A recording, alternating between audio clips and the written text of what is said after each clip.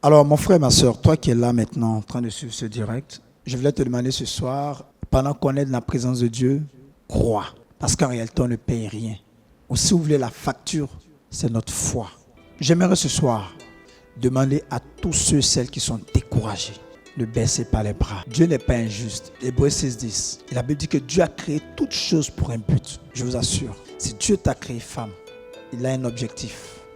Si tu as créé homme, il a un objectif. Si tu as 35 ans, 40 ans, 50 ans actuellement, si tu as créé en 1976, il a un objectif. Il va nous le révéler clairement en Jérémie 29:11. Car je sais les projets que j'ai formés sur ta vie, ce ne sont point des projets de malheur, mais des projets de bonheur. Je vous en supplie. Dieu ne peut pas être heureux de nous voir malheureux. Sinon, envoyer Jésus pour nous faire sortir, ce serait quoi l'enjeu? Toi qui es malheureux, toi qui es malheureuse, qui est en train de baisser les bras. Ce qui a été dit n'est pas mon souci aujourd'hui. Est-ce que tu es prêt à croire, à te dire, les choses vont changer? Ceux qui témoignent là, sur cette plateforme, n'ont pas plus de mérite que toi. Ils sont pécheurs comme toi. Moi-même qui te parle, je suis pécheur comme toi.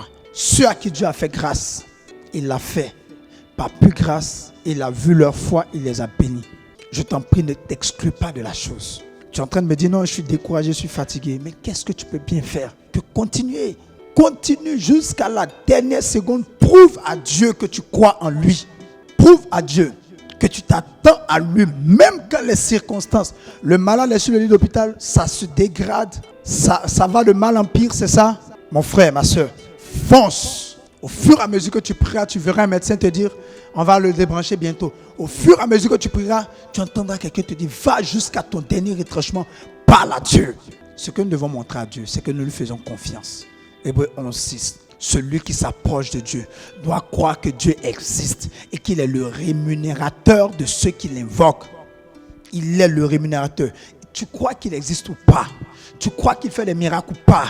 Tu crois que les personnes qu'il a bénies, c'est de la réalité ou ce sont des mensonges? Et toi-même, ta copine ou ton ami que tu as invité au 15-22 qui a témoigné, qu'est-ce que tu en dis?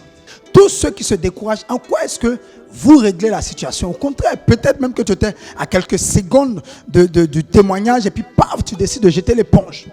Tous ceux qui se rebellent contre Dieu, oh Seigneur, je suis fâché, Seigneur, je suis tant, je vais me fâcher. En quoi est-ce que ça te rapproche de ton miracle, de ton témoignage, de ton mariage, de ton enfantement? En quoi est-ce que ça te rapproche? Jésus a demandé en Matthieu chapitre 6, qui par ses soucis a ajouté une coudée à sa vie? Mon frère, si je ne me fatigue pas de prier, pourquoi toi qui es concerné, tu te fatigues de prier? Pourquoi tu veux baisser les bras? À cause du regard des autres, à cause de ton moral qui a été cassé? Non, tu n'as pas le droit. Cette épreuve, tu dois la passer par la foi. Quand tu seras sorti de là, tu auras dit aux gens, j'ai osé croire, il m'a secouru.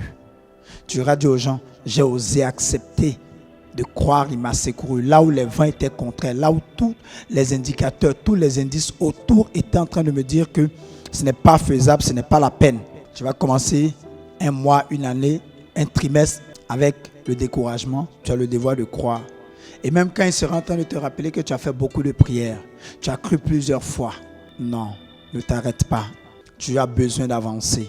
Tu as besoin de te dire, je suis au 15-22, je suis très dévoué, Dieu fait pour les autres, il ne fait pas pour moi. Ce n'est pas grave, continue. Moi-même, je suis au 15-22. Beaucoup avant toi ont conclu comme ça, jusqu'à ce que Dieu les surprenne. J'ai l'habitude de dire que quand le témoignage dure, c'est que le téléchargement est assez lourd. Je voudrais que les gens se comportent comme des petits enfants qui font confiance à Dieu, qui vont simplement dire, Père, nous allons une fois de plus te présenter nos requêtes. Hier, tu n'as peut-être pas bien entendu. Hier, tu as entendu, mais tu veux nous voir persévérer. Tu vas dire à Dieu, mes requêtes sont là. Je veux te les exposer. Je veux te les soumettre. Je veux te soumettre aujourd'hui encore les cris de mon cœur, mes lamentations. Oui, parce que je crois que tu vas m'écouter ce soir. Toi qui es découragé, toi qui es abattu, qui m'entends. Il est même arrivé à te faire croire qu'on vend l'illusion, on fait rêver les gens.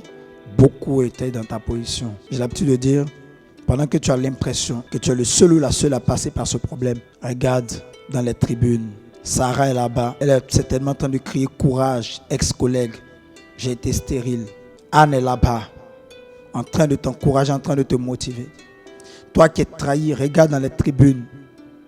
Joseph est là-bas. Jephthé est là-bas. Jésus-Christ est là-bas. Ils sont en train de te dire courage. On est passé par là, mais on a surmonté, on a survécu à ce combat. On l'a vaincu. Ne crois pas à une formule de prière. Crois en Dieu.